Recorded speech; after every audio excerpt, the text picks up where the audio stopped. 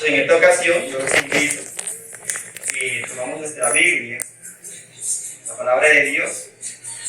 Vamos a ir allí a segunda carta, segunda epístola del apóstol Pedro, al capítulo número 1.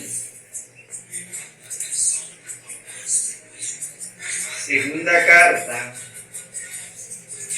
del apóstol Pedro, capítulo 1. Vamos a leer desde el versículo número 16 hasta el versículo 21. Segunda epístola del apóstol Pedro, capítulo 1, desde el versículo 16 al 21. Dice así la palabra de Dios. Porque no os hemos dado a conocer el poder y la venida de nuestro Señor Jesucristo, siguiendo fábulas artificiosas, sino como habiendo visto con nuestros propios ojos su majestad. Pues, cuando Él recibió de Dios Padre honra y gloria, le fue enviada desde la magnífica gloria una voz que decía: Este es mi Hijo amado en el cual tengo complacencia. Y nosotros oímos esta voz enviada del cielo, cuando estábamos con Él en el monte santo. Tenemos también la palabra profética más segura, a la cual hacéis bien en estar atentos, como una antorcha que alumbra en un lugar oscuro, hasta que el día esclarezca y el lucero de la mañana salga en vuestros corazones. Versículo 20. Entendiendo primero esto, que ninguna profecía de la Escritura es interpretación privada, porque nunca la profecía fue traída por voluntad humana, sino que los santos hombres de Dios hablaron siendo inspirados por Dios. Amén. Vamos a orar, hermanos, tenemos nuestros rostros. Amado Dios, a ti sea toda la gloria, toda la honra, todo el honor. Tú eres el Dios verdadero, tú eres el Dios excelso, sublime, todopoderoso. Tú eres un Dios soberano, tú eres un Dios que en su providencia nos permite todas las cosas. Tú eres un Dios de amor, tú eres un Dios de justicia, tú eres un Dios de ira, tú eres un Dios de paciencia, tú eres un Dios de fidelidad. Y delante de ti, Señor, nos postramos, delante de ti nos humillamos, pidiéndote que nos enseñes tu palabra, que nos enseñes a ser santos, que nos enseñes a ser como tu Hijo Jesucristo. Ilumina nuestras mentes, que tu Espíritu Santo nos dé la capacidad de entender tu bendita palabra y que eso nos transforme, nos renueve, nos haga, Señor, dignos de esa hermosa vocación que tú nos has, a la cual tú nos has llamado. Oh Dios, en ese tiempo que pueda ser un tiempo de gozo, de salvación, de alegría, disfrutando de tu presencia y de tu enseñanza. A ti sea la gloria, ahora y siempre, en el nombre de Cristo Jesús. Amén. Bueno, hermanos y amigos, les recuerdo que esta carta escrita por el apóstol Pedro tiene un firme propósito, y es animar a los creyentes a crecer en el conocimiento de nuestro Señor Jesucristo, de tal manera que nuestra fe y las virtudes salvadoras, recuerden que eso es lo que trata los primeros versículos, ¿cierto?, acerca de las virtudes salvadoras, se desarrollen y expresen en nuestras vidas. Y no solo esto, sino que podamos batallar con plena convicción por la verdad del Evangelio, enfrentando cualquier tipo de error o herejía que quiera distorsionar o cambiar la verdad que Dios nos ha revelado en su bendita palabra. Ese es el propósito por el cual Pedro escribe esta segunda epístola. Y quiere animar a los hermanos. Él quiere que la iglesia esté afirmada ¿en dónde? En la verdad. ¿Para qué? Para que pueda enfrentar el error. Ahora, en estos versículos que hemos leído, el apóstol se centra en recordar a la iglesia lo relativo al poder y la venida de nuestro Señor Jesucristo. Es decir, Él llama nuestra atención para que mantengamos una clara convicción sobre la firmeza del reino eterno. Eso fue lo que estuvimos viendo en la predicación pasada. Hay un reino eterno. ¿Y qué es ese reino eterno? No es un lugar meramente físico. No es simplemente estar en las calles de oro. No es simplemente tener una morada eterna. No, es disfrutar de la presencia inmutable de Dios. Es regocijarse en el Dios soberano. En eso consiste el reino eterno, estar bajo el dominio, bajo el cuidado, bajo la protección, bajo la presencia del Dios Todopoderoso. Como dije alguien, mucha gente quiere estar en el cielo, pero no estar con Dios. Pero eso es ilógico, porque el cielo tiene sentido, porque Dios, cierto, está allí. Dios es el cielo mismo, es nuestro cielo. En eso cobra coherencia el hecho de que nosotros anhelemos el reino eterno. Y este reino eterno se confirma bajo la seguridad de la segunda venida de Cristo. ¿Por qué es seguro que estaremos en la presencia de Dios? Porque Cristo vendrá por segunda vez. Es una realidad. Esta segunda venida de Cristo es un hecho real. No es una fábula artificiosa, ni un mito creado por la imaginación humana. La segunda venida de Cristo es una realidad esperanzadora. Y eso es lo que quiere transmitir el apóstol Pedro a los primeros lectores de esta carta. Hay esperanza. Ellos en ese momento estaban combatiendo con ciertos personajes que querían llevarlos por la falsedad o por el error. Y ellos tienen que combatir aquellos comentarios de personas que decían, miren, el cristianismo no es real. Ya Cristo se ha demorado mucho tiempo. Eso significa entonces de que no hay segunda venida. Mejor vivir esta vida. ¿Qué le dice Pedro? No, eso no es cierto. La segunda venida de Cristo es un hecho real que nos debe entonces dar esperanza para que nosotros ahora, con esa esperanza puesta en nuestros corazones, estemos motivados para perseverar en los caminos de Dios. Los creyentes se desmotivan en muchas ocasiones cuando pierden de vista cuál es su destino, cuál es su lugar, cuál es su sitio. Como bien escuchamos en el estudio del hermano Jorge, nosotros somos aquí siempre que peregrinos, estamos de paso, pero nuestro lugar, nuestro destino al cual nos dirigimos es seguro. Ese reino eterno ya inició en nosotros, pero será pleno cuando Cristo venga por segunda vez y estemos con Él para siempre. Así que eso debe ¿qué? Motivarnos a vivir una vida santa, motivados a batallar por la fe. Ahora, Pedro expresa su confianza sobre la certeza que Cristo vendrá por segunda vez, dando dos fuertes razones. Dice que Pedro aquí en el pasaje va a dar dos razones por las cuales el reino eterno y la segunda venida de nuestro Señor Jesucristo son realidades ciertas. La primera es que en el monte de la transfiguración, Cristo mostró su majestad y honor con mayor magnificencia. Su majestad al resplandecer como el sol, como lo dice Mateo capítulo 17, y su honor al ser honrado por la voz de Dios Padre, quien lo exalta y le expresa su complacencia. Eso fue lo que estuvimos viendo el domingo pasado, ¿cierto? Cómo Pedro y Juan y Jacobo, que fueron partícipes de este gran evento, vieron a Cristo transfigurado, es decir, en una gloria maravillosa.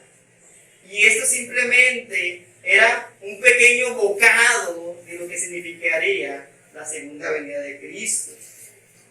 Así que este evento de la transfiguración se constituye en un adelanto o en un anticipo de la gloria triunfal de la segunda venida de Cristo. Y tanto Pedro, Juan y Jacobo, que tuvieron el privilegio de estar allí, fueron testigos presenciales de tal acontecimiento y pueden comunicarle entonces a la iglesia la certeza de que Cristo ha de venir por su pueblo para estar con ellos en el reino. Ellos estuvieron allí, fueron testigos de este evento. Ahora ellos pueden comunicar a la iglesia de que es cierto, de que Cristo va a venir. Ahora, no solo ellos pueden expresar a la iglesia sobre la veracidad de la segunda venida de Cristo, sino todos aquellos que creen a la voz de los apóstoles y a su testimonio. Si tú has creído en el testimonio de los apóstoles, al testimonio de las Escrituras, como veremos en esta mañana, también puedes dar testimonio entonces que la segunda venida de Cristo es cierta. Es una verdad, que no es un engaño, sino que Cristo vendrá por su pueblo.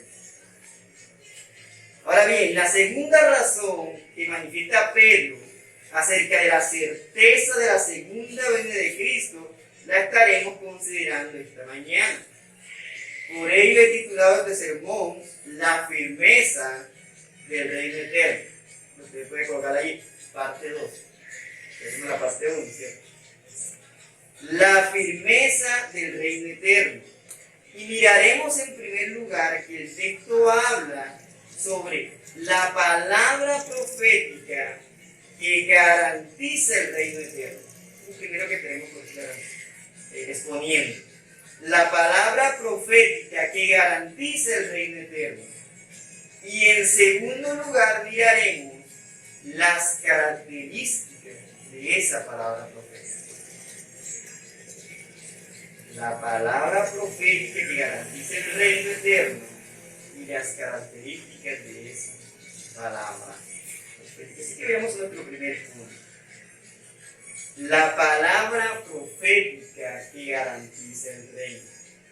El texto afirma en el versículo 19 lo siguiente. Léalo conmigo, el 16. Tenemos también la palabra profética más segura. Es el versículo 19. Tenemos también la palabra profética más segura, a la cual hacéis bien en estar atentos, como a una antorcha que alumbra en lugar oscuro, hasta que el día esclarezca y el lucero de la mañana salga en vuestros corazones. Para la expresión palabra profética que encontramos en este pasaje, se refiere a los escritos del Antiguo Testamento, en específico a las palabras expresadas por los profetas en relación al Mesías prometido. Recuerden que siempre la palabra está dentro de un contexto. Así que cuando sale la palabra profética no se refiere simplemente a que esa palabra de adivinar el futuro, cuestiones así similares, no. Se refiere de manera específica a lo que se expresa en el Antiguo Testamento o a las palabras de los profetas, pero en relación a Cristo. Tanto en su primera venida como en la segunda. Y en los hechos relacionados a Él. A Él se refiere la expresión palabra profética. Recordemos que Dios había prometido a su pueblo un Mesías, un libertador. ¿A qué pueblo Dios le había prometido un Mesías? Bueno, en un momento al pueblo de Israel, pero luego entendemos mediante la revelación progresiva que se le dio a su pueblo, a la iglesia. Y ese Mesías vendría a restaurar a su pueblo con gran poder y dominio. No obstante, fíjense bien aquí, no obstante, muchos del los pueblos judíos, muchos del pueblo de Israel, no vieron en Jesucristo al Mesías prometido. Dios le dio una promesa al pueblo de Israel, al pueblo judío, que les daría un Mesías. Pero cuando ese Mesías llegó y fue mostrado al mundo,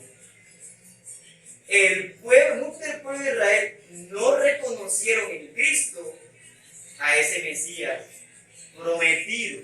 ¿Por qué? Porque no entendieron de manera correcta las palabras expresadas por los profetas en el Antiguo Testamento.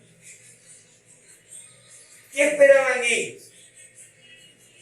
Ellos esperaban a un guerrero, esperaban a un hombre militar, a un conquistador, a alguien que fuera de batalla. Eso esperaban el pueblo judío en su época, el pueblo de Israel. Alguien que viniera con espada, con armas, a destruir el pueblo de Roma y los liberara y lo restaurara a su gloria. Eso esperaban ellos. Pero ellos no entendieron lo que dice en la Escritura, porque ¿qué les envió Dios? Les envió un siervo sufriente, alguien que entregaba su vida en rescate de muchos, y no para librarlos de la opresión humana, sino para librarlos del pecado y de la ira de Dios. ¿Cuál fue el error que tuvieron estas personas que no vieron en Cristo Jesús a ese Mesías prometido? Ellos no entendieron las palabras de los profetas. Y al no entender las palabras de los profetas, crearon entonces su propio Mesías, su propio libertador, no según la voluntad de Dios, sino según sus propios pensamientos. Y eso es lo que está pasando también en este momento en el cual Pedro escribe la carta. Pedro le está diciendo, miren, Cristo vino por primera vez. Pero cuando vino por primera vez, muchos tuvieron una idea equivocada de su primera venida. ¿Qué está pasando ahora? Que hay personas que también tienen una idea equivocada de la segunda venida de quién, de Cristo, a tal punto que le están negando. Porque no están viendo, no están siendo atentos a lo que dice la voz de los profetas. Eso es lo que Pedro le está diciendo. Es más, Pedro le está diciendo, la segunda venida de Cristo no es algo nuevo. No es algo que nació con nosotros los apóstoles. Es una realidad que se ha venido proclamando desde hace mucho tiempo y que está registrada en las palabras de los profetas. Es decir, no solamente nosotros en el monte de la transfiguración fuimos testigos de la gloria de Cristo y de que Él vendría por segunda vez, sino que Dios ya se lo había revelado a otros hombres antes de nosotros, no solo desde que Cristo vendría por primera vez, sino que vendría por segunda vez. Las palabras de los profetas entonces son una garantía segura de que Cristo vendrá nuevamente para estar con nosotros. Yo os invito entonces a unos textos para que veamos cómo en algunas profecías se nos dice de que Cristo vendrá por segunda vez. Vayamos a Isaías, capítulo 52, versículos del 13 al 15. Isaías 52, del 13 al 15, dice lo siguiente: He aquí que mi siervo será prosperado, será engrandecido y exaltado. Isaías 52 del 13 al 15. Voy a repetir. He aquí que mi siervo será prosperado, será engrandecido y exaltado, y será puesto muy alto, como se asombraron de ti muchos.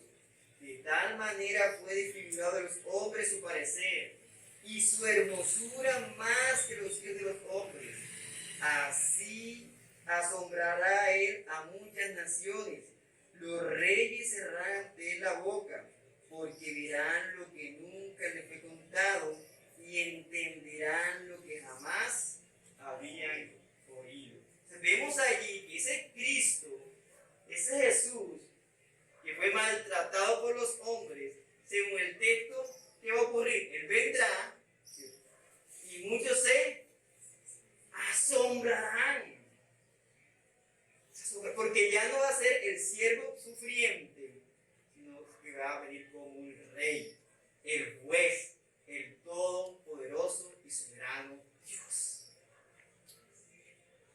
Ahora, no solamente lo encontramos Isaías en estos versículos del 52, sino que usted lee el capítulo 59 y el capítulo 60, 61, se da cuenta de que en esos capítulos también se nos anuncia la segunda venida de Cristo.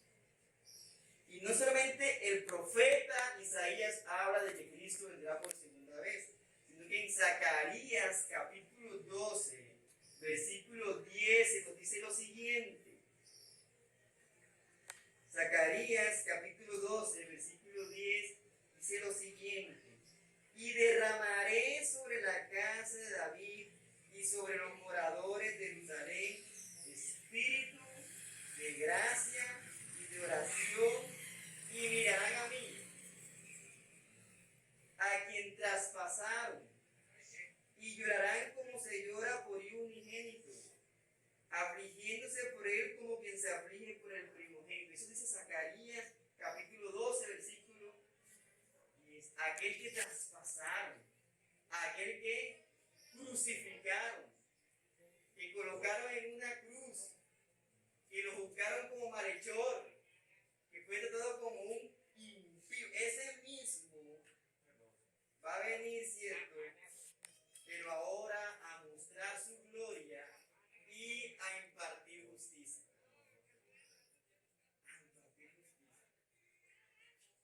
Y no solamente Zacarías, sino que si vamos a Daniel, capítulo 7, versículos del 13 al 14, Daniel, capítulo 7, versículos del 13 al 14, y recordemos que aquí en Daniel, él lo expresa en modo de visión. Daniel 7, del 13 al 14. Miraba yo en la visión de la noche, y vi que con las nubes del cielo venía uno, como hijo de hombre. Vino hasta el anciano de días, y lo hicieron acercarse delante de él, y le fue dado dominio, gloria y reino, para que todos los pueblos, naciones y lenguas lo sirvieran. Su dominio es dominio ¿qué? Eterno, que nunca pasará, y su reino es uno que nunca será destruido. Qué hermosas palabras encontramos en Daniel, ¿cierto? Porque en Daniel entonces nos anuncia que esa segunda venida va a ser en poder y en victoria. Va a ser una venida en triunfo, en donde sus enemigos, como dice Zacarías, van a afligirse y a lamentarse, pero los que hacen parte de su pueblo se gozarán y se alegrarán. Eso es lo que Pedro le está diciendo a los hermanos y nos dice a nosotros. Para el creyente, la segunda venida de Cristo genera esperanza y dicha y placer, porque es una confirmación de su total victoria. Además, lo que Pedro está diciendo es que lo que ellos vieron en el monte de la transfiguración hace más seguro que lo que se anunció en los profetas acerca de la segunda venida tiene que ser verdad. Imagínense que a usted, a través de Cristo, le den unas promesas de un ser que va a venir a libertarlo. Y usted tenga esa información, la haya leído. Es más, sus padres se lo transmitieron a usted y usted tiene ahora el deber de transmitírselo a sus hijos. Pero usted solamente cuenta con el registro, ¿cierto? Escrito. Pero ahora no solamente tiene el registro escrito, sino que en un momento histórico usted tiene la oportunidad de vislumbrar con sus propios ojos que esas promesas que fueron pasando de generación y ya están escritas en un libro, usted lo está delante de él. Imagínense, usted puede ver, eso es lo que pasó con Pedro. Nosotros somos testigos de la confirmación de las palabras de los profetas. No solamente porque vimos a Cristo en su primera venida, sino que en la transfiguración, como les he dicho, vimos un anticipo de la segunda. Y esto es lo que quiere Pedro, hacer que ellos tengan esa seguridad de la segunda venida de Cristo es una realidad. La gloria de Jesús, escuche esto, la gloria de Jesús en la cima de la montaña y las visiones de los profetas se combinan para certificar que la segunda venida es una realidad viviente que la humanidad debe esperar. Porque eso no solamente es para el creyente, que la humanidad debe esperar y para la cual se debe. Porque como les he dicho, para la iglesia la segunda venida de Cristo es una bendición, es una bienaventuranza. Pero para el impío, para el incrédulo, la segunda venida de Cristo es juicio y expectación, lloro, llanto, como dice la Escritura, es un crujir de dientes. Porque Cristo viene para juzgar. Ahora, esta palabra profética que fue dada a los profetas tiene una serie de características que la distinguen. Y entonces eso nos lleva a nuestro segundo. ¿Cuáles son las características de esta palabra profética? Porque no fue una palabra profética cualquiera. Yo quiero hacer una aclaración en este punto. Cuando hablamos de palabra profética, por favor, no traiga a su mente las cuestiones futuristas, que muchos imparten, ¿cierto? Como que siempre lo profético es lo futuro, es que yo quiero conocer el mañana, qué me va a pasar mañana, qué me va a ocurrir, si me voy a dar la lotería, con quién me voy a casar, cosas así. No es eso. Aquí la palabra profética todo tiene que ver con Cristo y con su iglesia, con la revelación que Dios ha dado a conocer acerca de su voluntad. A eso nos referimos con palabras proféticas. Leamos entonces el versículo número 20 y 21. Dice así: entendiendo primero eso. Fíjense que hay algo que debemos entender, es lo que dice el texto, ¿cierto? Entendiendo primero eso. Para nosotros tener seguridad en esa palabra profética, esa palabra nos da la certeza de que Cristo viene por segunda vez, debemos primero entender algo, es lo que dice Pedro. Entendiendo primero eso, que ninguna profecía de la Escritura es de interpretación privada. Es una de las primeras características de esta palabra profética, es que no es interpretación privada. Ahora, la expresión o la palabra que utiliza la Reina Valera aquí,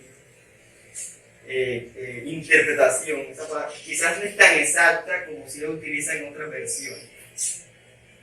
Porque esta palabra interpretación suena como que explicar algo, ¿cierto? O dar a entender algo. Interpretar es cuando yo tomo algo y doy como una versión de lo que significan las cosas. Pero no es tan exacta esa palabra interpretación.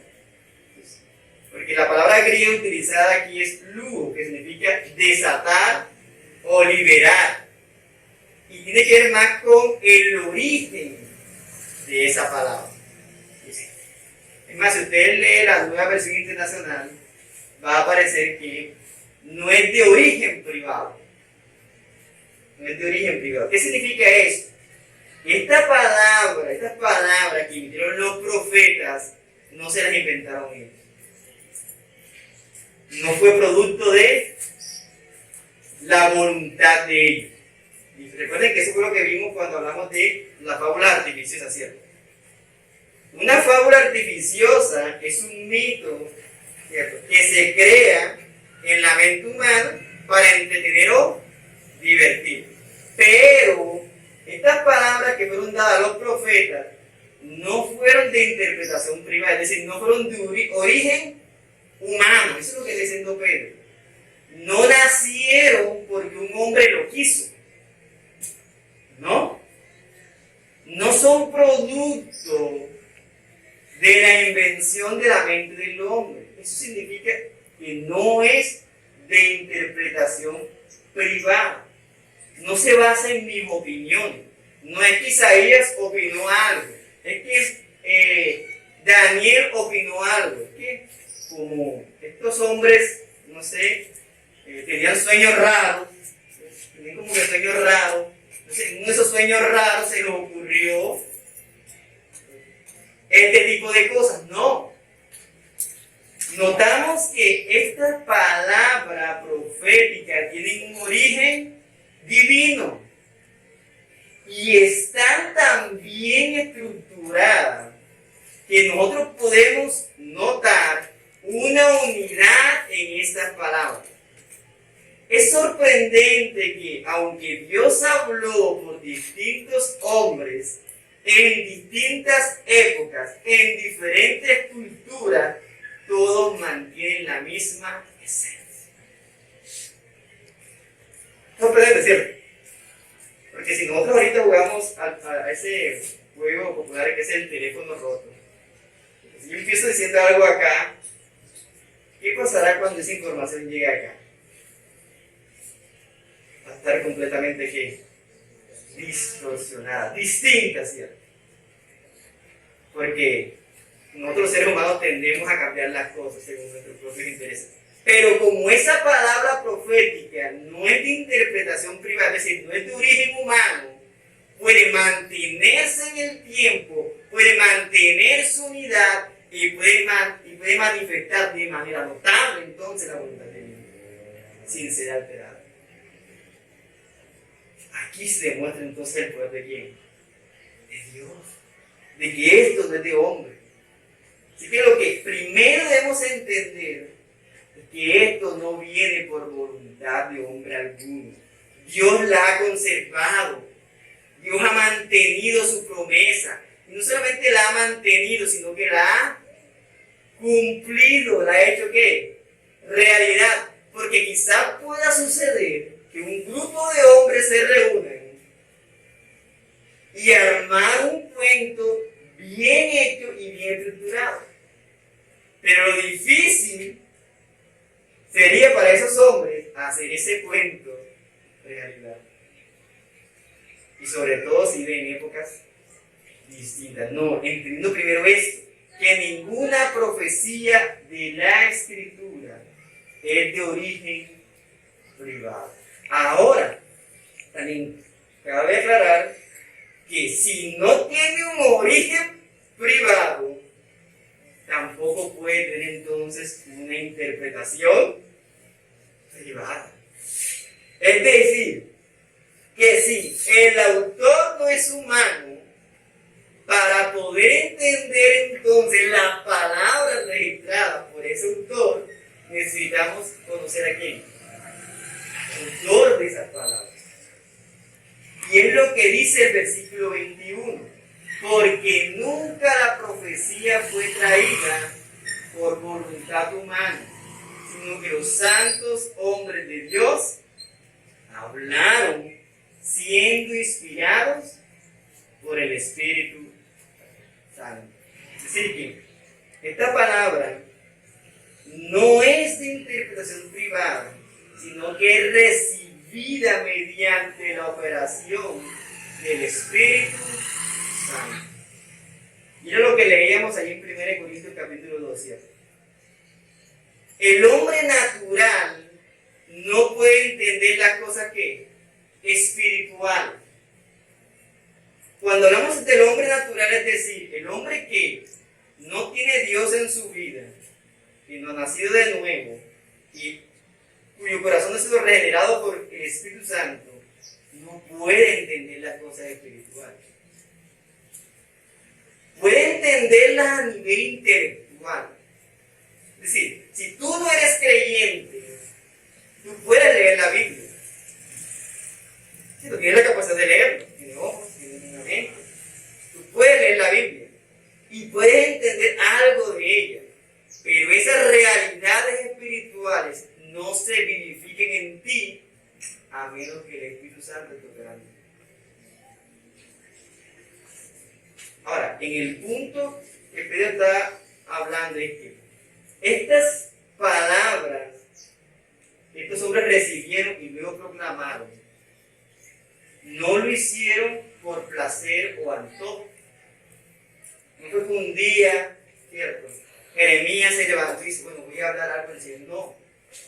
Ellos no estipularon la hora ni el momento en el cual profetizaron, sino que actuaron siendo guiados por el Espíritu de Dios.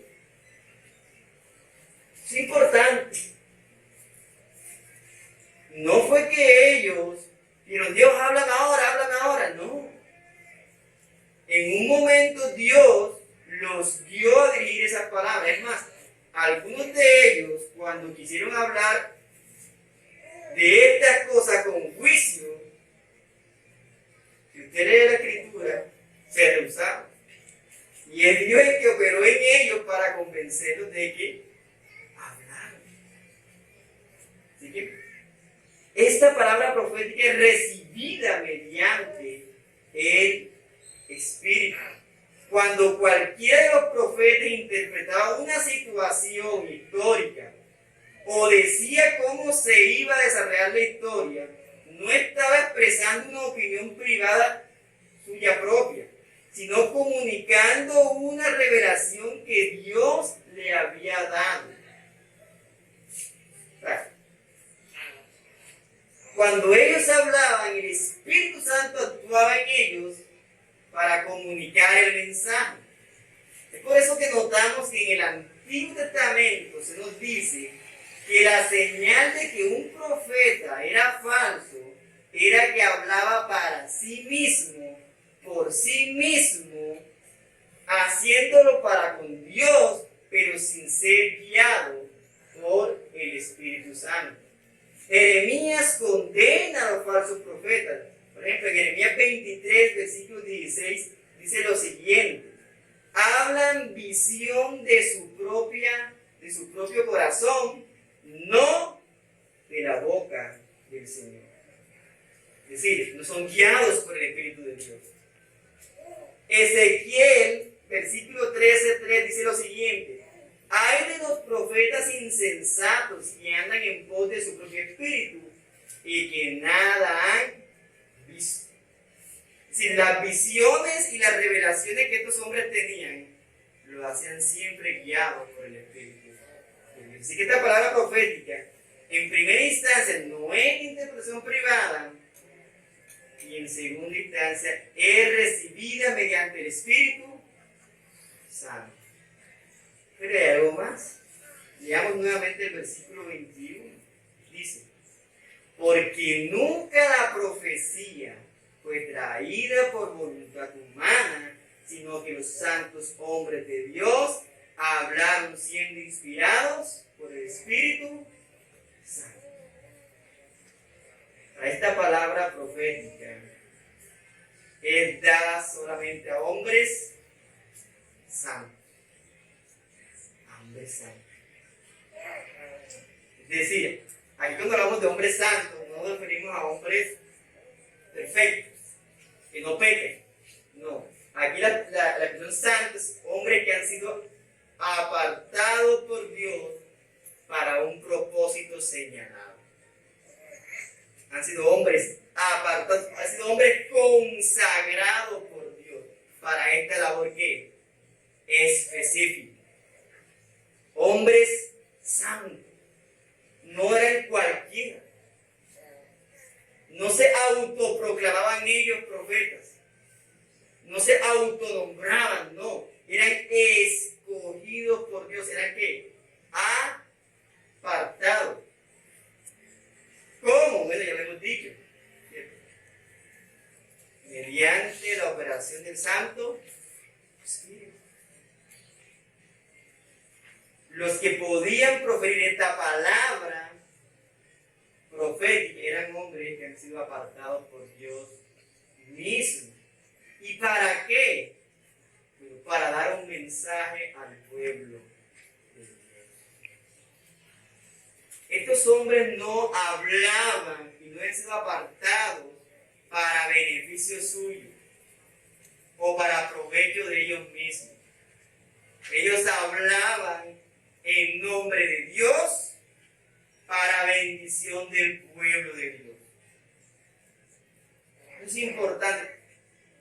La palabra profética era operada en ellos mediante el Espíritu Santo en nombre de Dios para revelar su voluntad, pero en beneficio del pueblo de Dios.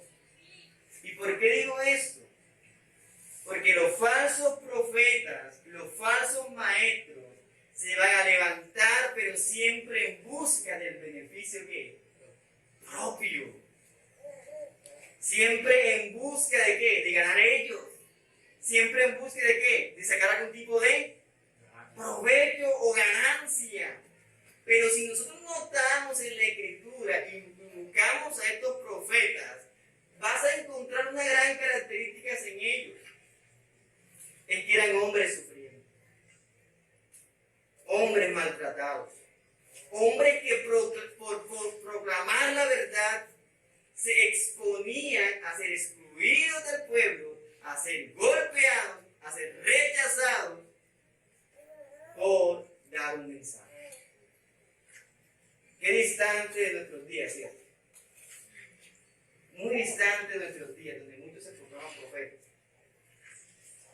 Y parece que que todo les sale bien. Que van a universidad. No, los profetas, este tipo de profetas que proclamaban la verdad de Dios, precisamente porque ellos hablaban la voluntad de Dios, entonces se exponían ellos mismos a ser ridiculizados por los oyentes del mensaje y a ser ¿qué? Excluidos y maltratados. Pero ellos no lo hacían por beneficio propio. Ellos entendían que esa palabra era un mensaje dirigido al pueblo de Dios, a la iglesia. Y como dice bien la Escritura, el que es de Dios, las palabras de Dios oye. El que es de Dios, las palabras de Dios oye. Por muy duras que sean a veces, las oye. Porque, como dice Cristo, ¿cierto? Mis ovejas reconocen mi voz y me siguen. Y me siguen.